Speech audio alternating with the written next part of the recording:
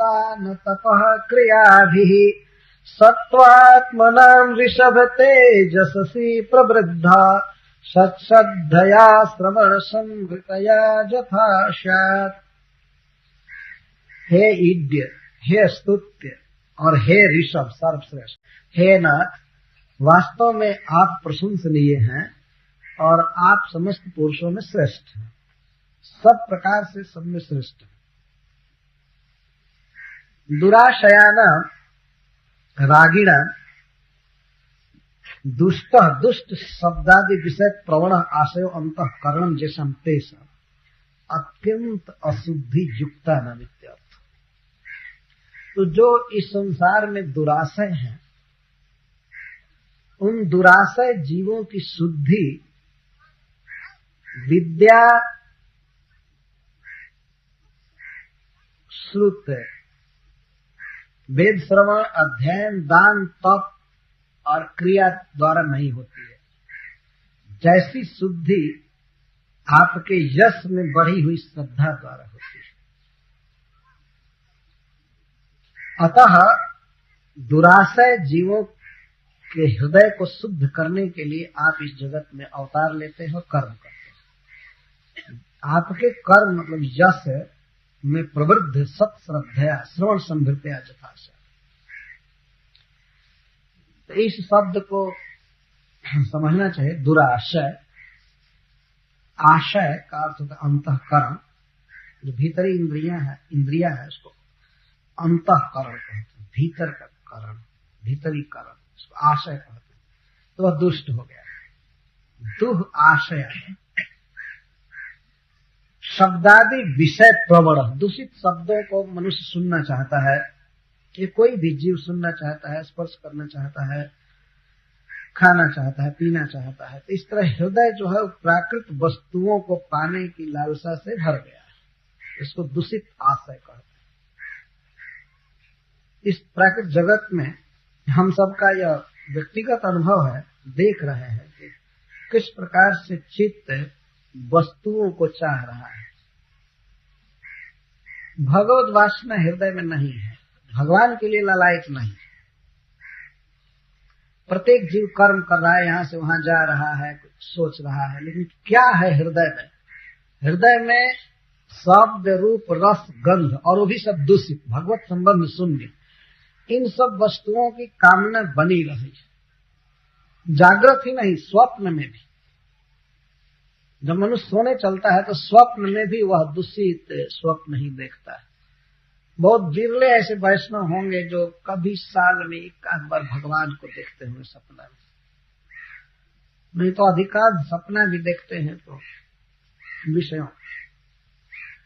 प्रत्येक जीव कीट पतंग से लेकर के देवता पर्यंत सबका चित्त इस प्रकृति को भोगने में लगा हुआ है, इसको दुराशय कहते हैं।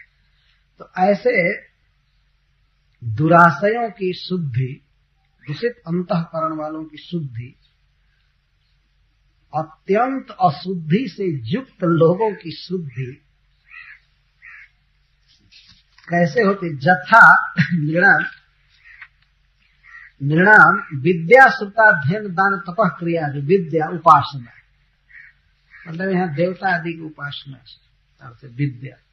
अध्ययनम पूर्वोत्तर भाग द्वयात्मक वेद अध्ययन, वेद के पूर्व भाग और उत्तर भाग, पूर्व मीमांसा और उत्तर मीमांसा। उत्तर मीमांसा मतलब उपनिषद आदि और पूर्व मीमांसा मतलब कर्मकांड आदि। जो वेद की का अध्ययन करने से और श्रुत उसके अर्थ का श्रवण करने से, तप से, उपवास आदि करने से, कृष्ण चंद्रायण आदि व्रत करने से, क्रिया वर्णाश्रम धर्म के अनुसार कर्म योग करने आदि से तथा शुद्धि न भवति, उस प्रकार से जीव की आत्यंतिक शुद्धि नहीं होती है। जथा जैसे सत्वात्मनाम तेजस्वी श्रवण संभृतया प्रवृद्ध श्रद्धया स्यात्। सत्वात्मनाम सताम सात्विक मनस्का नाम मुमुक्षूणाम सत्वगुण प्रचुरांतः करणानाम तेजस्वी श्रवण संभृतया श्रवणेन भवद गुण श्रवणेन संभृतया परिपुष्टया दृढ़तरया अतएव प्रवृद्ध सत्श्रद्धया अभिवृद्ध्या सत्श्रद्धया स्यात्। तो परम पावनस्य जससो बितानाय तव कर्माचरणमिति भाव। परम पावन जस का विस्तार करने के लिए आप कर्म करते हैं, अवतार लेते हैं, यह भाव। तो हृदय अशुद्ध हो चुका है जीवों का इस जगत में, और विशेष करके मनुष्यों का, तो उनकी शुद्धि विद्या से नहीं होगी। इस तरह से होती है शुद्धि, लेकिन नाम मात्र। और श्रुत का अर्थ है वेद के अर्थ का श्रवण, और अध्ययन का अर्थ होता है वेद को धारण करना, याद कर लेना शब्दों को। और श्रुत का अर्थ अध्ययन, मतलब शब्द को भी पूरा याद कर लेना, उत्तर मीमांसा पूर्व मीमांसा दोनों, और अर्थ को भी समझना, तपस्या करना। तप का अर्थ होता है अनशन आदि करना, या तप का अर्थ संन्यास ले लेना।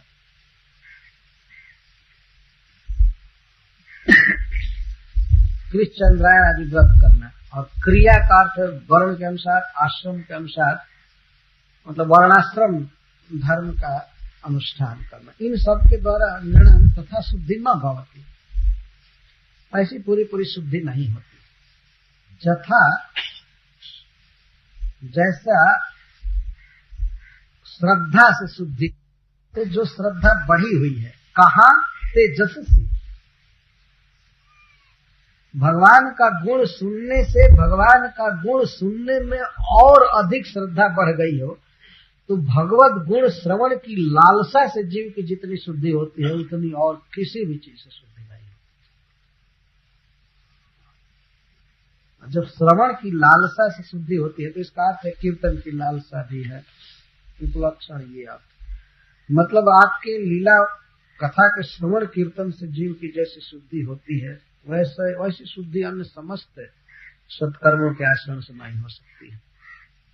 विद्या से, श्रुत से, अध्ययन, दान, तप, क्रिया, बहुत दान देना, तप करना, अध्ययन, इस संसार में तो ये सब बड़े ऊंचे कर्म हैं, जिनको आज जीव कोई कर नहीं रहा है, मनुष्य भी नहीं कर रहे हैं। विद्या, श्रुत, अध्ययन, दान, तप, क्रिया, अब तो सब अपना पेट भरने पर लगे। अब तो केवल एक ही सवाल रह गया, पापी पेट का सवाल। अब क्या वो शुद्ध होंगे इस युग में? अध्ययन क्या करेंगे? संस्कृत का एक अक्षर ज्ञान नहीं, पूर्व मीमांसा और उत्तर मीमांसा नाम भी सुन करके नहीं समझेंगे इसका मतलब क्या होता है। अध्ययन क्या करें? और दान, तप, क्रिया, विद्या सब लुप्त। और कदाचित यदि कोई व्यक्ति इनको पूर्ण रूप में करे भी, ठीक करे भी, तब भी आत्यंतिक शुद्धि नहीं हो सकती है। उसके पाप आदि तो कट जाएंगे, लेकिन अविद्या नहीं जा सकती है। और अविद्या के कारण जो हृदय में वासना है भोगों की, वो नहीं जा सकती है। परंतु भगवान श्री कृष्ण के यश के विषय में यदि सुनने की लालसा हो जाए,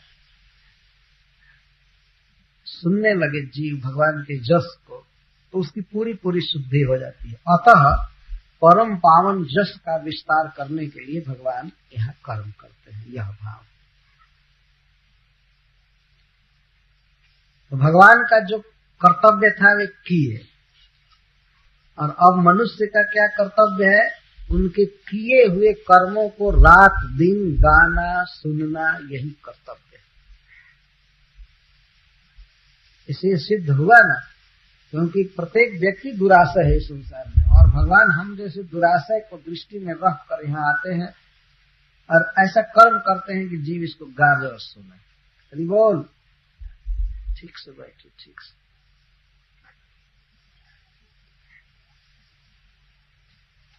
श्रवण संभृतया प्रवृद्ध सत्श्रद्धया, ते जस से पहले लेंगे। आपके यश में श्रवण से बढ़ी हुई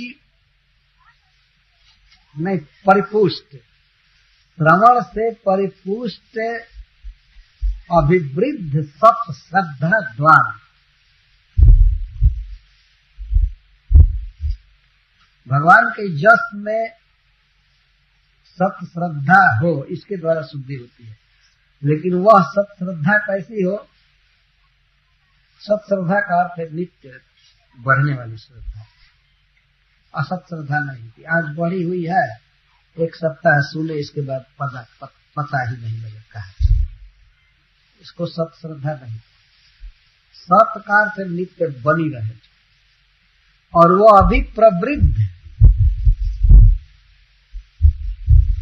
अभिवृद्ध श्रद्धा, बढ़ी हुई श्रद्धा, और श्रवण से संपुष्ट श्रद्धा। श्रद्धा का अर्थ है सहज झुका, सहज प्रवृत्ति भगवान के गुणों को सुनने में। लेकिन यह जो प्रवृत्ति है, रुचि है भगवत कथा में, यह पुष्ट कैसे होगी? वो भी श्रवण से ही होगी। भगवान के जसा श्रवण में श्रद्धा कैसे बढ़ेगी? तो श्रवण से। और कोई उपाय नहीं है कि दूसरे उपाय से श्रवण की लालसा को बढ़ाया जा सकता है। सुनने पर श्रवण की लालसा बढ़ती है। यह बिल्कुल परफेक्ट वैज्ञानिक बात कही जा रही है। जब कोई व्यक्ति स्वादिष्ट भोजन करता है तब उसके प्रति ललक होती है।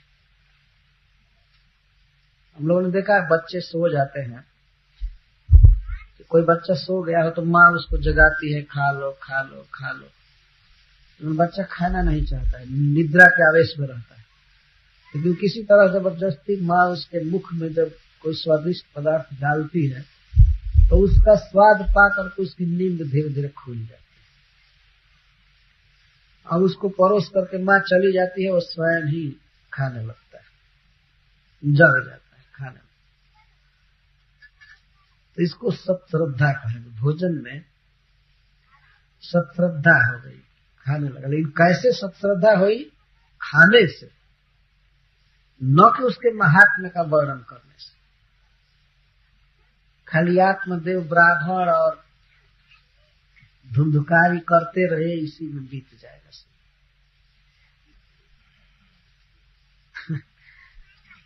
माँ भोजन के महात्म्य का ही वर्णन करती रहे बच्चे से, तो शायद उसकी भोजन में रुचि नहीं हो। लेकिन कहीं खिला दे स्वादिष्ट पदार्थ, तब देखिए रुचि, तो वो कितना थाली साफ करता है।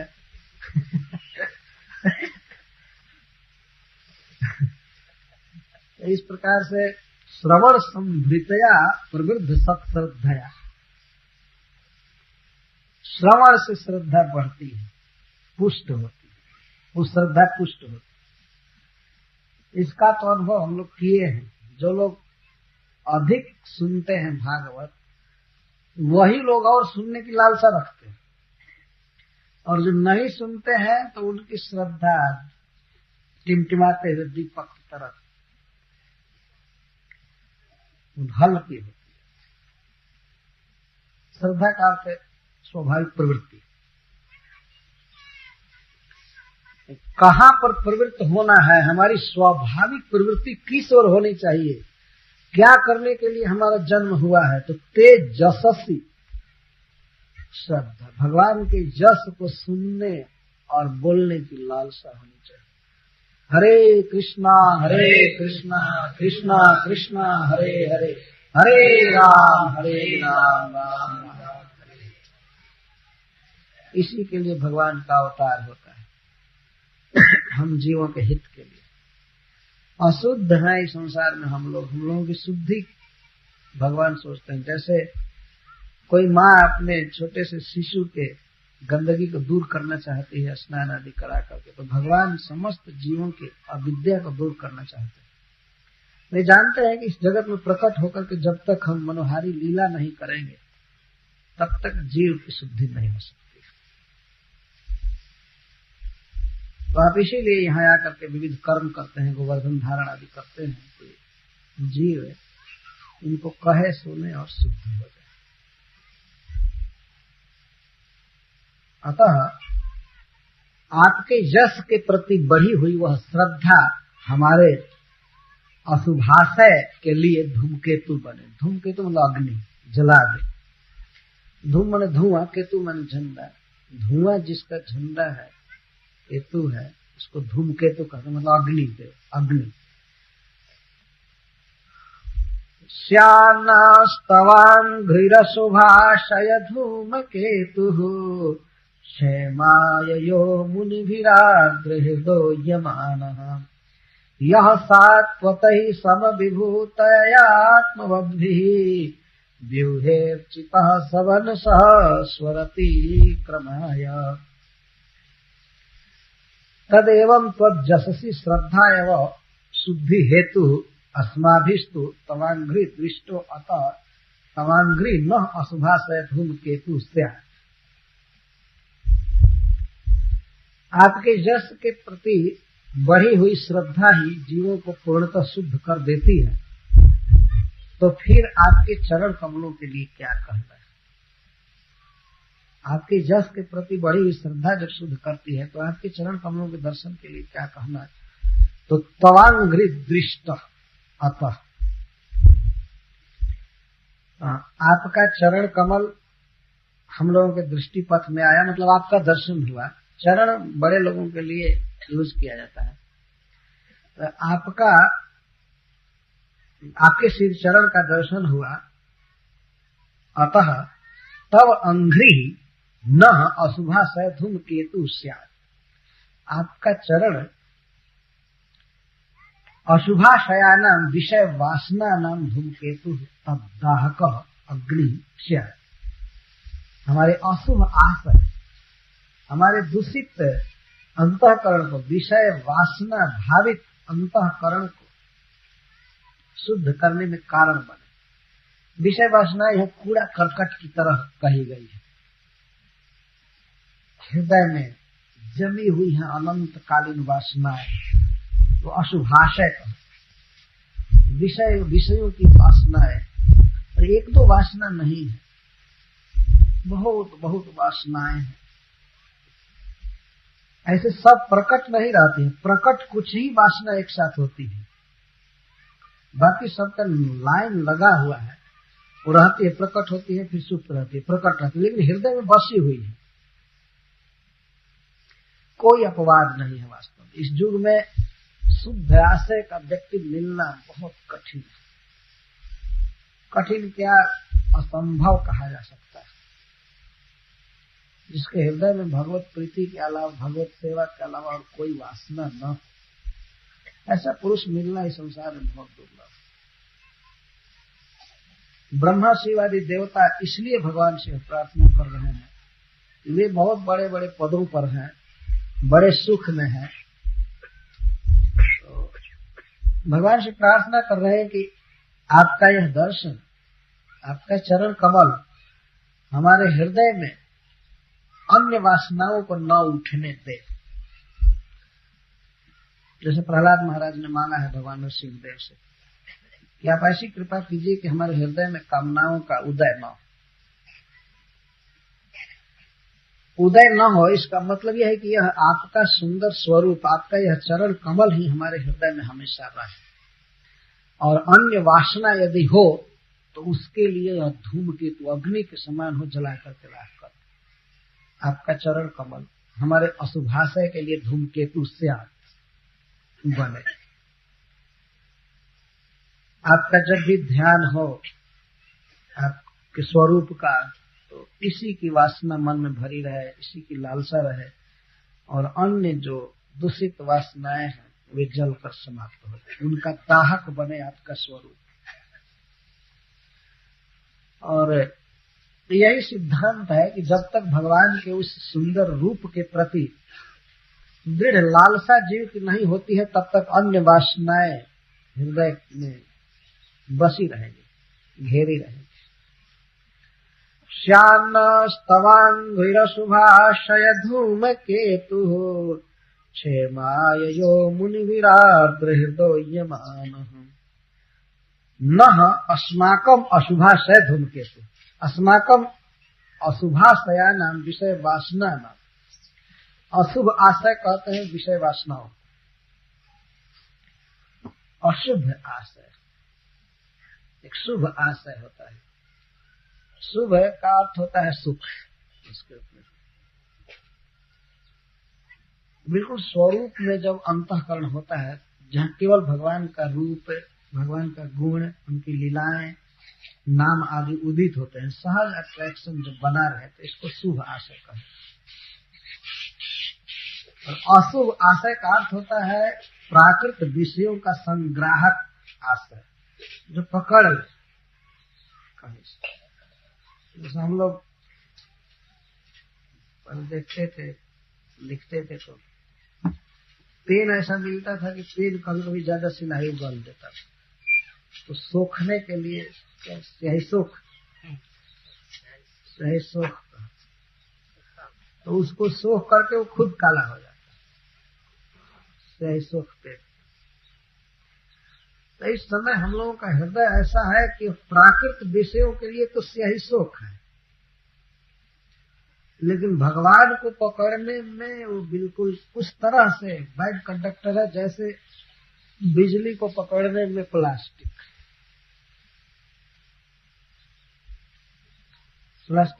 में नहीं धराती है ना। तो अब भगवान के रूप गुण आदि को पकड़ने में तो प्लास्टिक हो गया, और संसार को पकड़ने में स्याही सोख कहा गया, पूरा पूरा आत्मसात कर लिया, ये चित्त की दशा होती। लेकिन भगवान का रूप यदि हृदय में उदित रहता है तब दूसरी वासनाएं उदित हो ही नहीं सकती। थोड़ा सा हल्का उदित हुई एकाध खरपात की तरह तो वहीं पर प्रचंड अग्नि की तरह भगवान का रूप रहता है, तब दाह कर उन्हें जलाकर खत्म कर दिया। तो आपका चरण कमल हमारी अशुभ वासनाओं को जलाने के लिए अग्नि बने। श्यात कथम भूत है अंग्री, कैसा चरण कमल? तो यह क्षेमाय मुनि भी आर्द्र हृदय पूज्यमान, जो चरण कमल क्षेम के लिए, मुक्ति के लिए, मोक्ष के लिए मुनियों के द्वारा आर्द्र हृदय से पूज्यमान धोया जाता है, चिंतन किया जाता है। मुनि जन भगवान के रूप को हृदय में ढोते रहते हैं, पूज्यमान कर लिए रहते, जहां जाते हैं वहीं वह सांवरी मूर्ति बसी रहती। हृदय ते वह सांवर मूर्त छीन नहीं तो जात, तो मुनि कहते जो ढोए ढोए चलते हैं क्षेम के लिए। सबसे बड़ा जीव का क्षेम क्या है? क्षेम यह है कि अशुभ वासना न उठे और भगवान का वह सर्व मंगल रूप हृदय में बना रहे, भगवत प्रीति के लिए। इसका अर्थ ये, तो भगवान के रूप को, चरण कमल को वे आर्द्र हृदय से धोते रहते, चिंतन करते, शुष्क हृदय से नहीं, आर्द्र हृदय, तृतीया विभक्ति में। मुनियों का, भक्तों का हृदय आर्द्र रहता है, मतलब भगवान के प्रति भाव रस से सिक्त रहता है, प्रेम से चिंतन करते हैं। कुछ लोग भगवान का चिंतन बिल्कुल शुष्क हृदय से कभी कभी करते हैं, जैसे कुछ पातंजल वाले होते हैं। पातंजल जो पतंजलि के फॉलोअर लोग, वे भगवान श्री विष्णु का ध्यान करते हैं, लेकिन उनका आशय होता है मन को एकाग्र करना, एक जगह स्थित करना, इसके लिए चिंतन करते हैं। और जब मन एकाग्र हो जाता है तब भगवान को छोड़, तो कहां पर एकाग्र करते हैं हमें समझ में नहीं आता।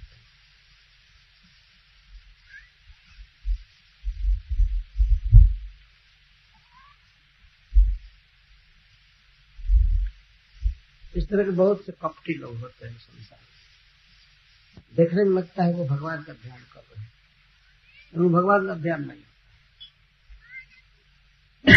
थोड़े काल के लिए, चूंकि भगवान अट्रैक्शन वाले हैं, सुंदर है, इसलिए चित्त को एकाग्र करे, और चित्त जब एकाग्र हो जाए तो मल मूत्र का चिंतन चालू करो,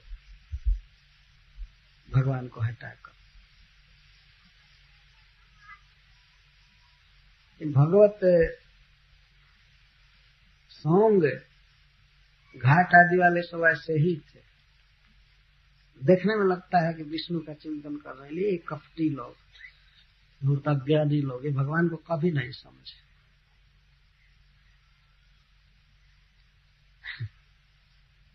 थोड़ा भी रस नहीं, आर्द्र हृदय होना चाहिए। और आर्द्र जानते हैं हृदय की आर्द्रता क्या है? हृदय की आर्द्रता है भगवान में अपनत्व होना, सख्य भाव होना या प्रेम होना किसी तरह से। भगवान का चिंतन भगवान के लिए जब करते हैं तब उसको आर्द्र हृदय कहा जा सकता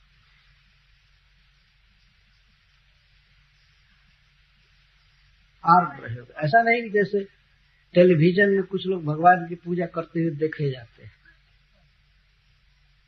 जैसे मैं विदेश में देख रहा था एक दिन रामायण वीडियो, तो सबरी ला ला करके भगवान राम को फल दे रही, आग्रह कर रहे खाने के लिए, करने के लिए, करने के लिए। लेकिन सबरी जो बनी थी वो भी एक सिनेमा की नायिका थी, सिनेमा की अभिनेत्री,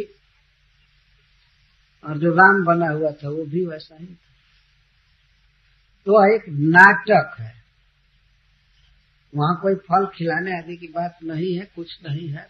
कैसे वे लोग आंसू भी भर लेते हैं आंख में, पता नहीं है क्या लगाते हैं। ओ तो हम मतलब इस तरह का क्या तो ये नाटक करते।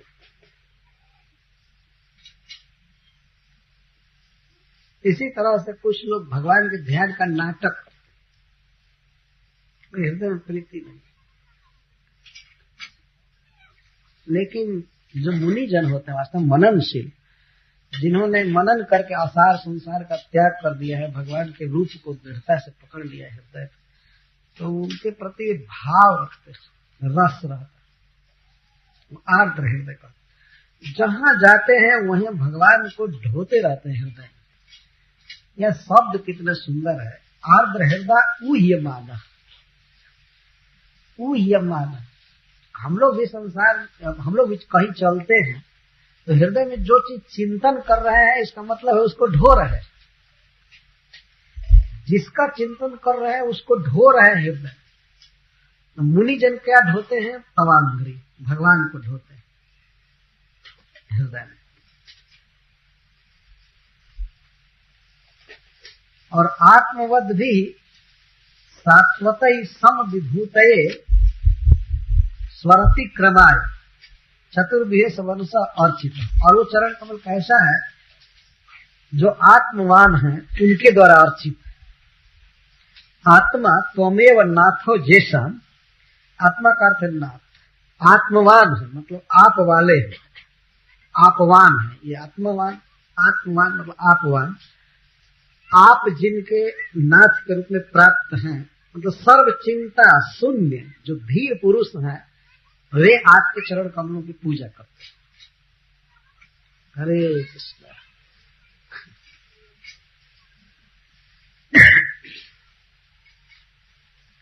आत्मवान शब्द बहुत महत्वपूर्ण है इसमें। आत्मा त्वमेव नाथो जेषाम तथा च चिंता शून्यत्वात् धीरे की व्याख्या, धीर करते। श्रीमद् भागवत में बारंबार यह शब्द आया हुआ है, इसको मनस्वी आत्मवान। जो धीर पुरुष है, सब प्रकार के भोगों की वासना से शून्य है, वे भगवान के रूप की अर्चना करते, प्रेम करते, पूजा करते। और सात्वतई भक्तों के द्वारा आपके चरण कमल पूजित, अर्चित। अर्चना का अर्थ केवल आजकल जैसे पूजा कर ली जाती है वह अर्थ नहीं होता है। तो पूजा करने के लिए भी मंदिर में पुजारी रखे रहते हैं और वो चावल मर पंखी आदि घुमा देते हैं। तो आज यदि पूजा शब्द कहिए तो लोग उसी को समझ जाएंगे। अर्चना का अर्थ होता है अलंकार, भगवान को सजाना, दिव्य बनाना। जैसे माँ अपने बच्चे को खिलाती है, नहलाती है, खिलाती है, सजाती है, इसको अर्चना करती है ना। आपने देखा है माँ अपने बच्चे को किस तरह से नहलाती है, सजाती है, तिलक करती है, कपड़ा पहनाती है, और इसके बाद उसको सुखी देख करके वो सुखी हो जाती है। इसको अर्चना करते हैं। पूजा भी इसी को करते हैं।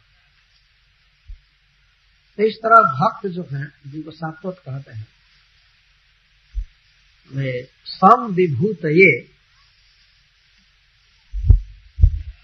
विभूति के लिए भगवान की अर्चना करते हैं। सम विभूति का अर्थ है समानाम स्वर्गात वर नरके सुखी तुल्या दर्शनम नारायण पराणाम या विभूति प्रेम संपत्ति तस्मै। सम विभूति कहते हैं एक ऐसी विभूति भक्तों को प्राप्त है जो विभूति स्वर्ग नरक अपवर्ग में समबुद्धि कर देती है, तो प्रेम संपत्ति कहते हैं। जैसे 6वें स्कंध में लिखा गया है स्वर्गात वर्ग नरकेषु अपि तुल्यात्, तो विभूति स्वर्ग नरक अपवर्ग में समबुद्धि कर देती है, तो प्रेम संपत्ति कहते हैं। जैसे 6वें स्कंध में लिखा गया है स्वर्गात वर्ग नरकेषु अपि तुल्यात् दर्शन। जो नारायण परायण भक्त होते हैं वे स्वर्ग नरक या अपवर्ग में भी तुल्य अर्थ देखते हैं। तुल्यार्थ दर्शन, उनका जो अर्थ है कृष्ण प्रेम, वो कहीं भी देखते हैं। स्वर्ग में गए तो वे उसी को देखते हैं, नरक में भी वही देखते हैं, अपवर्ग में भी, मतलब उन्हें वही चाहिए। तो ऐसे अनन्य भक्तों को जो प्रेम संपत्ति प्राप्त है, उस प्रेम संपत्ति के लिए भगवान की पूजा करते हैं, आदर करते हैं। स्वरतिक्रमाय, स्व अतिक्रमाय, स्वर्ग का अतिक्रमण करने के लिए, स्वर्ग आदि वासना का त्याग करने के लिए, यह भी भाव है। भाव इसका वास्तविक यह है कि स्व अतिक्रमाय, इस संसार में बहुत से भौतिक सुख है, भौतिक वस्तुएं हैं, और जीवों को इनकी कामना होती ही रहती है। स्वर्ग की बात छोड़ दीजिए, इसी पृथ्वी पर मनुष्य को क्या क्या कामना होती है। कभी कभी तो कुछ विदेशी चीजों को लोग बहुत पसंद करते हैं, है ना। और कह दिया जाए कि ये इंग्लैंड का बना हुआ है तो उसको ज्यादा चाव से लेंगे। कुछ ऐसी मानसिकता बन गई, यह यहाँ की वस्तु है, यहाँ की वस्तु है, इस कंपनी की वस्तु है, उस कंपनी की वस्तु है, ये है वो है। इनका ही अतिक्रमण नहीं कर पाते। तो चित्त इस पृथ्वी के ही भोगों में लगा हुआ है, और जिसको स्वर्ग का सुख सुलभ होगा वह क्या स्वर्ग सुख का अतिक्रमण कर सकता है? स्वर्ग में अप्सराएं हैं, विमान हैं, बड़े बड़े सुंदर वृक्ष हैं, वहां का वातावरण यहाँ से लाखों गुना अधिक अच्छा है। तो वह स्थान मिले, वे सब अप्सराएं मिले, विमान मिले और अमृत मिले, वैसा सुंदर देह मिले, क्या उस सुख का कोई अतिक्रमण कर सकता है? मतलब उसे छोड़ सकता है? नहीं। यही नहीं छोड़ सकता तो स्वर्ग क्या छोड़ सकता है? लेकिन भक्तजन स्व अतिक्रमाय, स्वर्गीय सुख का अतिक्रमण करने के लिए भगवान की कृपा से स्वर्ग के सुख में भी मन न फंसे, इसके लिए चतुर्व्यूह में सवर्ण सह त्रिकाल में अर्चिता आपकी आराधना करते हैं। त्रिकाल का मतलब है हमेशा, सर्वदा वे आपके रूप में अपने मन को लगाए रखते हैं, इसी रूप में जिसका दर्शन हम कर रहे हैं। और इस सुख के आगे वे स्वर्ग को भी नहीं पूछते। यह भाव, भगवान से वैराग्य भी मांगना चाहिए। और मांगना क्या है? यदि हम भगवान के रूप में मन को लगाए रखेंगे तो अपने आप वैराग्य रहेगा। ये कोई बहुत सुगम बात नहीं है वैराग्य हो जाना। वैराग्य तब माना जाएगा किसी व्यक्ति में कि कोई ऐसा काल हो, कोई ऐसा देश हो जहां कोई व्यक्ति किसी को न देख रहा हो और उसको ये विश्वास हो जाए कि हमारे इस कर्म का पता भी नहीं चलेगा, और कोई सुंदरी युवती स्त्री स्वयं ही उसको प्रस्ताव डाले तुम्हारे साथ मुझे संग चाहिए, और उसको व्यक्ति को पूरा विश्वास हो जाए कोई नहीं जानेगा, कोई नहीं पता चलेगा, और उस समय भी यह वह व्यक्ति यदि विचलित न हो मन से भी, तो इसको कहा जाएगा वैराग्य। क्या किसी में इस तरह का वैराग्य है? नहीं।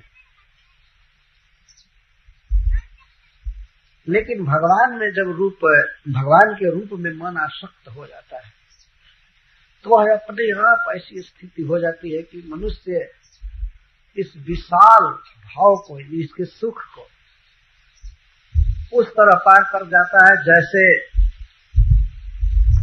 पथ चलते हुए मनुष्य गोपद से बने हुए गड्ढों को पार कर जाता है। वह आविष्ट शब्द ब्रह्मा जी बोले गर्भ स्थिति में। जब भगवान में मन आविष्ट हो जाता है तब तो स्वर्ग का सब कुछ भूल सकता है।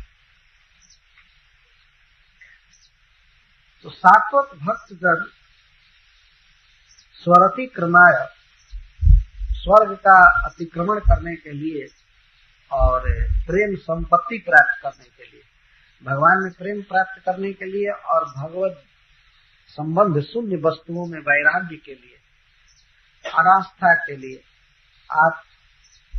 आपका ध्यान करते हैं, आपकी पूजा करते रहते हैं। स्व अतिक्रमय का अर्थ है स्वर्ग आदि वासनाओं के त्याग के लिए, अथवा स्वर्ग का अतिक्रमण करके वैकुंठ जाने के लिए। सवर्ष त्रिकालम, चतुर्व्यूह में आपकी आराधना करते हैं, मतलब आप ही चतुर्व्यूह में प्रकट होते हैं वासुदेव आदि रूप से, तो आपके भिन्न भिन्न रूप की उपासना में करते हैं। इस तरह देवता लोग भगवान के रूप पर अपने मन को और अपनी वाणी को केंद्रित कर रहे हैं।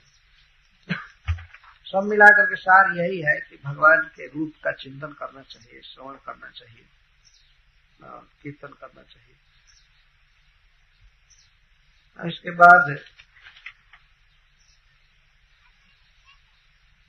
क्रम यही है जो श्रृंखला बंध शब्द आ रहा है, यह शब्द है ना में, फिर यह आ रहा है। यश्चिन्त्यते प्रयत पाणिभिरध्वराग्नौ त्रय्या निरुक्त विधिने सह वीर्गृहीत्वा अध्यात्म योगौत योगिभिरत् आत्ममाया जिज्ञासुभि परम भागवतै परिष्टः।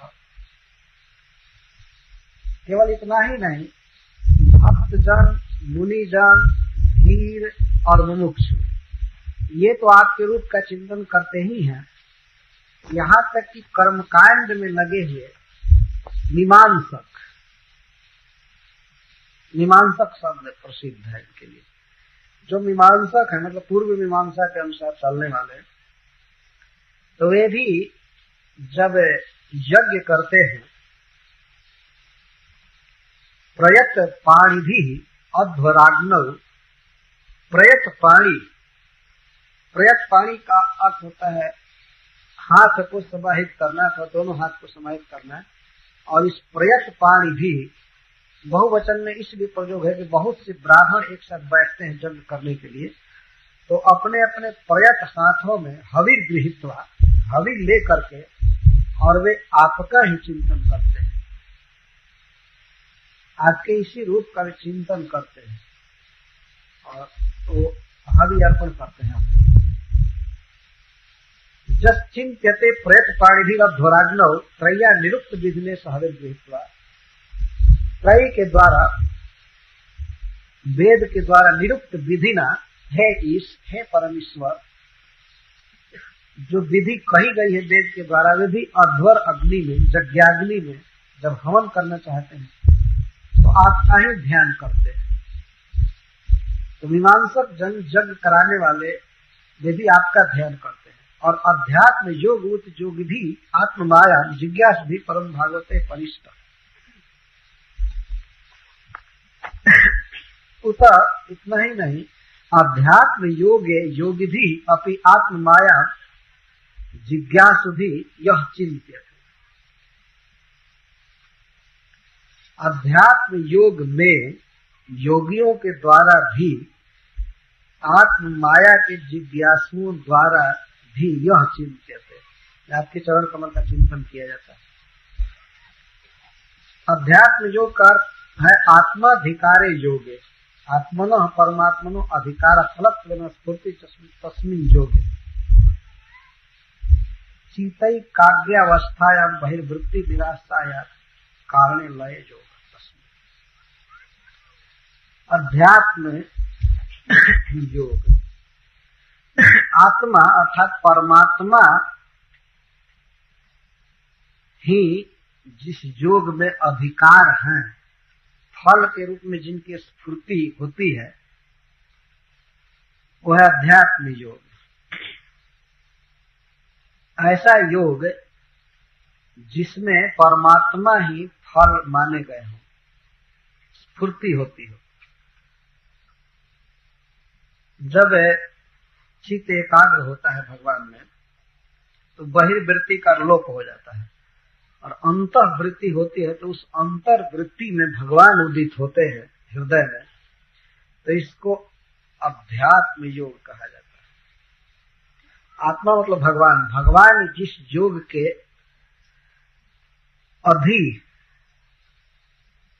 अधि मतलब फल हो जाते हैं। अधि और अधिकार का दोनों एक ही अर्थ होता है। अधिकार का मतलब होता है अधिक करना, अधि मतलब सबसे श्रेष्ठ हो जाना, मानना, इसको अधिकार कहते हैं। जैसे ममकार शब्द है, अहंकार शब्द है, ऐसे अधिकार शब्द है। जिस योग में भगवान ही परम फल के रूप में निश्चित हो, हृदय में जिनकी स्फूर्ति हो निरंतर, उसको अध्यात्म योग कहें। ऐसा योग जिसमें आत्मा ही अधिक है, फल है। ऐसे योगी लोग भी आत्ममायम जिज्ञासु भी, आत्म माया मतलब आपकी माया, आत्मन तो माया अणिमादि जिज्ञासु होते हैं, तत्व कामना से युक्त होते हैं, ये भी आपका चिंतन करते हैं। तो योगी लोग उस योग का आचरण करते हैं, उसमें आपकी स्फूर्ति होती है, और उन्हें यदि कामना होती है किसकी, आत्म माया की, आपकी माया की, मतलब अणिमादि सिद्धियों की यदि कामना होती है, तो उनके द्वारा भी आपका यह चरण कमल ही पूजित होता है। एक वर्ग तो ये हुआ, लेकिन सुप्रीम बता रहे परम भागवत यह परिष्ट नित्य मुक्त निष्काम महाभागवतों के द्वारा आपका चरण कमल सर्वतः पूजित है, परिष्ट। तो ऐसा आपका चरण कमल हमारे अशुभाशय के लिए धूमकेतु बने। न अशुभाशय धूमकेतु स्यात् पूर्वेण अन्वय, ये पूर्व से इसका अन्वय।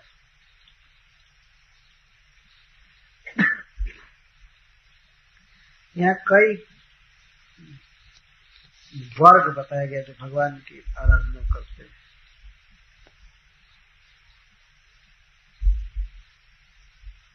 आगे गिनाएंगे इसको हम कौन कौन वर्ग। तो सबसे पहले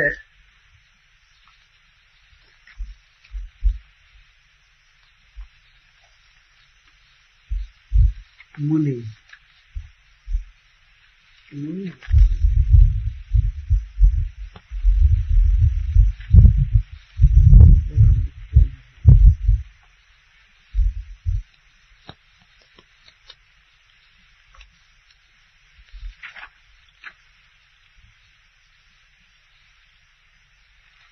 या 8 या 10 वर्ग गिनाए हैं, जिसमें परम भागवत सबसे श्रेष्ठ है। तो परम भागवतों के द्वारा यह परिष्ट, परम भागवत यह परिष्ट, परिष्ट का अर्थ है सर्वतः पूजित है, सब प्रकार की कामना से शून्य होकर वे आपके इस रूप का आदर करते हैं, चिंतन करते हैं, वर्णन करते हैं। इसमें हाँ इस तरह से गिनाया गया है। मुनि सात्वत आत्मविद जागी योगी परम भागवतानम शरणाम, 6 है। एक बार तीनों कहा है, दूसरा सात्वत, तीसरा आत्मविद, चौथा जागी, 5वां योगी और 6वां परम भागवत। इन 6 के बीच में परम भागवत पुरुषों में ही आपकी अधिक प्रीति देखी गई है। तो उसी को कैमुक्त न्याय से कह रहे हैं कि हे नाथ, ये जो बनमाला आपके श्री विग्रह पर है, तो आपके बाहों के बीच में छाती पर लटकी हुई जो बनमाला है,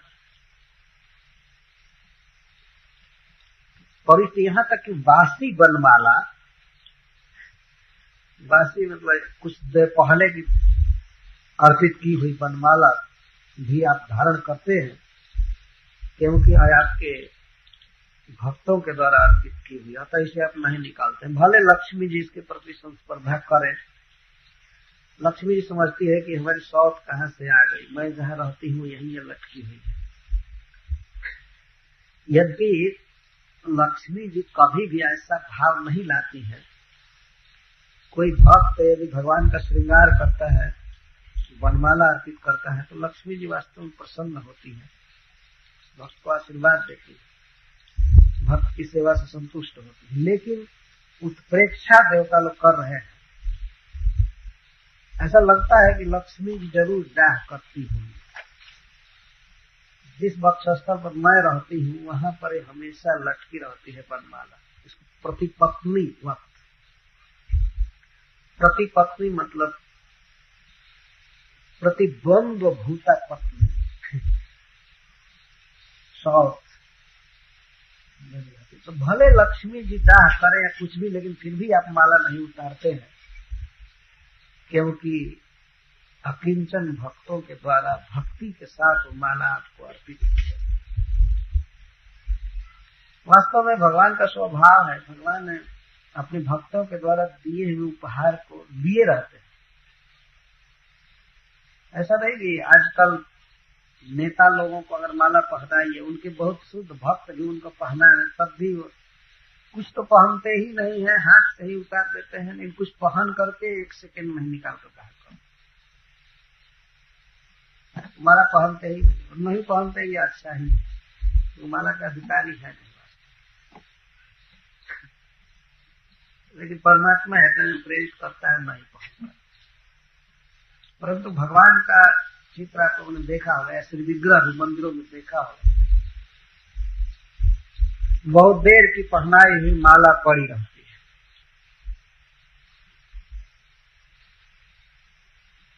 भगवान ये विचार नहीं करते कि अरे लक्ष्मी जी हमारी पत्नी है, ये माला ताजा पहनाएंगी, इसको पहनूंगा, ये बासी माला उतार करके फेंक नहीं पहनूंगा, ऐसा वे नहीं करते।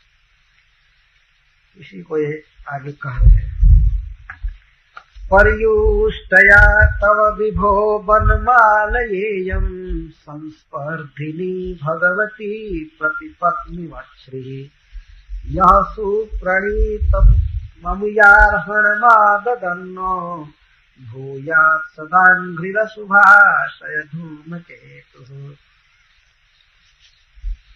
एतेषां च मुनिसात्वतारीणां शरणां सेवका न मध्य परम भागवतेषु लक्ष्म्या अपि तव प्रीति अधिका इति संस्तुवन् प्रविष्टया इति। ये छह किस तरह से भगवान की भक्ति करते हैं, भजन करते हैं, इसमें तो पहले बताया गया विवांसकों के द्वारा इंद्रादि देवता के रूप में, पातंजलों के द्वारा चित्तवृत्ति निरोध द्वारा, सांख्यों के द्वारा प्राकृत तत्व संकल्पन द्वारा, कथंचित तवांग्री चिंत्यते न तो त्वं जानन्ति न च साक्षात् तवांग्रीं पूजयन्ति अतस्तव परम भागवता एवं प्रिया इत्या। और लोग भगवान का चिंतन करते हैं, परंतु पूरा पूरा भगवान को जानते नहीं हैं और पूजा भी नहीं करते,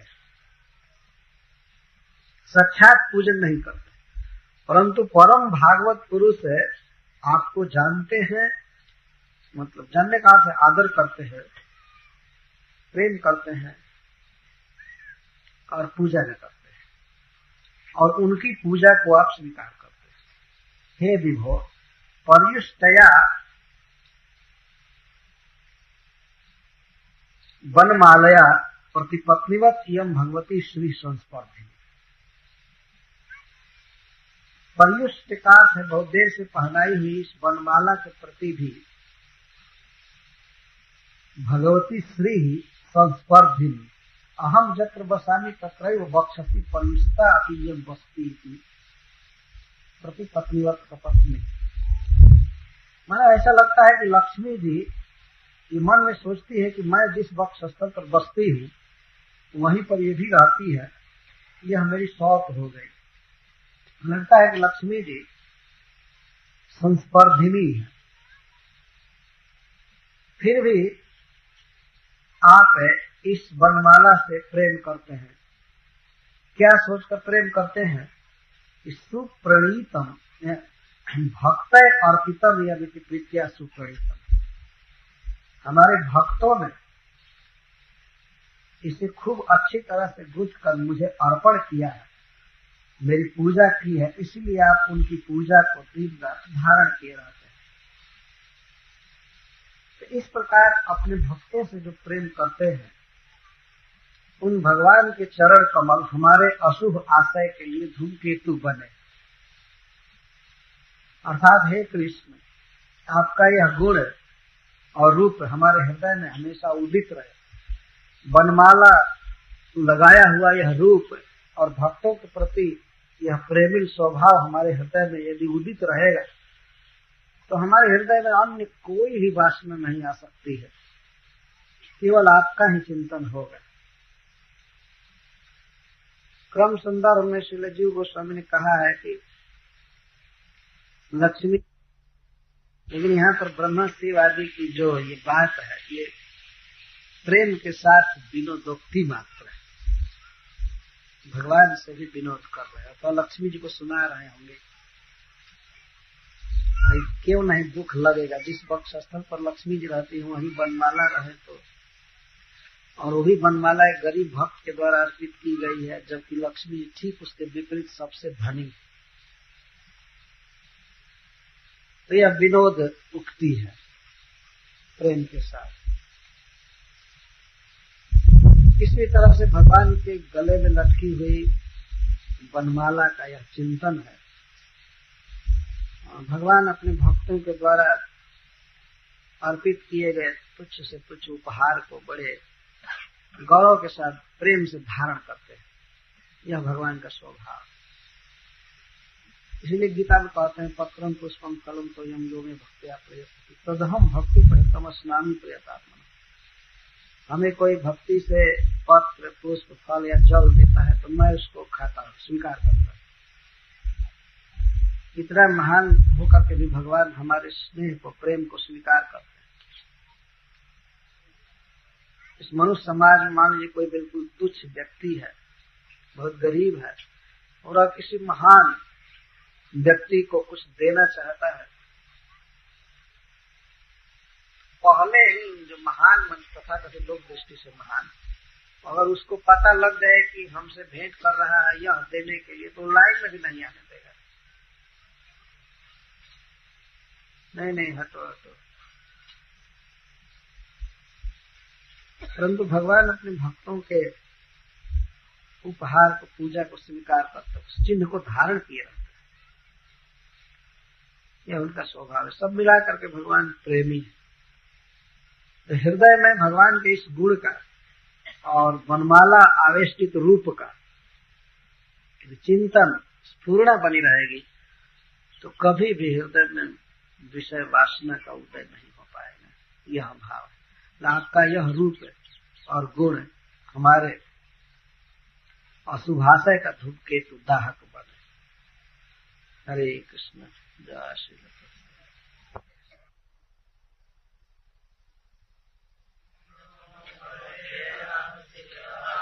ओम नमो भगवते वासुदेवाय। ओम नमो भगवते वासुदेवाय।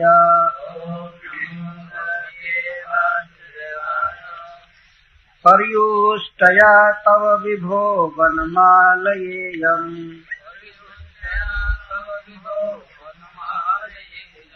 संस्पर्धिनी भगवती पतिपात्नी वत्सृः।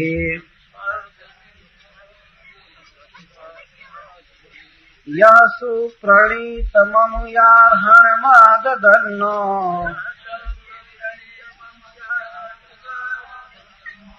भूयात् सदाङ्घ्रिरशुभाशय धूमकेतुः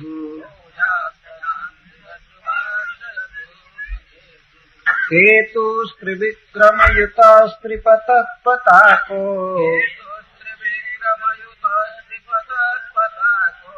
यस्ते भयाभयकरो सुरदेव चम्मुः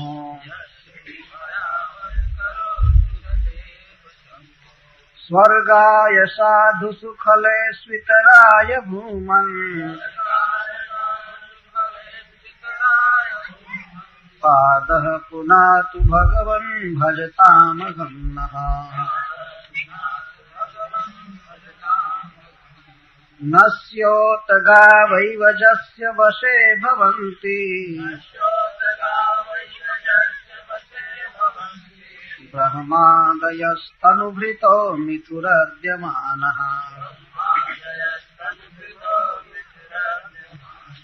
कालस्य ते प्रकृतिपूरुषयोः परस्य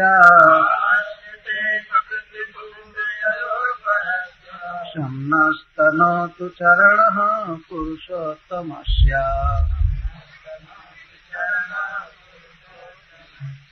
अस्यासि हेतुरुदयस्थितिसंयमाना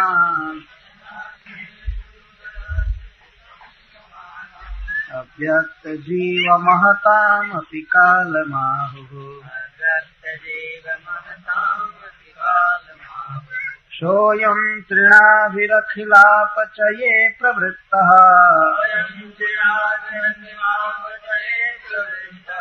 कालो गभीरलयोत्तमपुरुषस्त्वम् त्वत्तः पुमांसमधिगम्य जयाशु वीर्यम् धत्ते महान्तमिव गर्भममोघबीजः सोऽयं तयानुगतयात्मनयाण्डकोशम् हैमं ससर्ज बहिरावरणैरुपेतम् तत्तस्थुषश्च जगतश्च भवानधीशो जन्माययोत्थ गुणविक्रिययोपनीतान् अर्थान् जुषन्नपि हृषीकपतेन लिप्तो येने स्वतः परिहृतादपि बिभ्यते स्म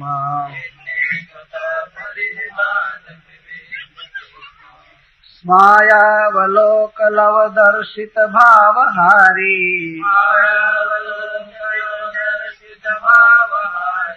भ्रूमण्डल प्रहित सौरत मंत्र सौंदही पत्न्यस्तु षोडश सहस्रमनङ्गबाणैः यस्येन्द्रियं विमथितुं कर्णेन विद्वा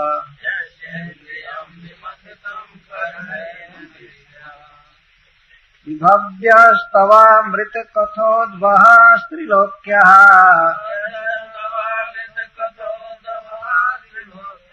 पादावनेज सरितः शमला निहन्तुम् आनुश्रवं श्रुतिभिरङ्घ्रिजमङ्गसङ्गैः तीर्थद्वयं शुचिसदस्तौपस्पृशन्ति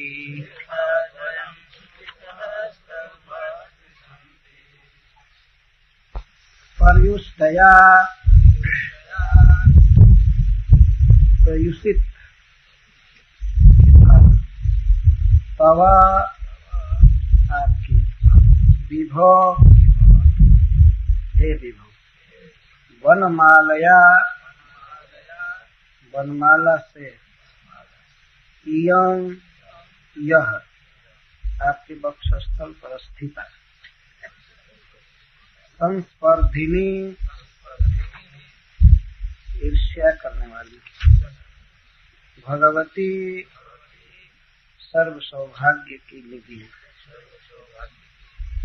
प्रतिपत्निवार सबकी तरफ, श्री श्री लक्ष्मी, यह जो आप सुप्रणीतम सुष्ठु संपादित अमुया उसका द्वारा उपारहणम पूजा, अर्हणम पूजा, आददा स्वीकृतवान, नह हमारे, भूयात हो, सदा सदा, अंघ्रि आपका चरण, शुभाशय धूम केतु हो, अशुभ वासनाओं को जलाने के लिए अग्नि,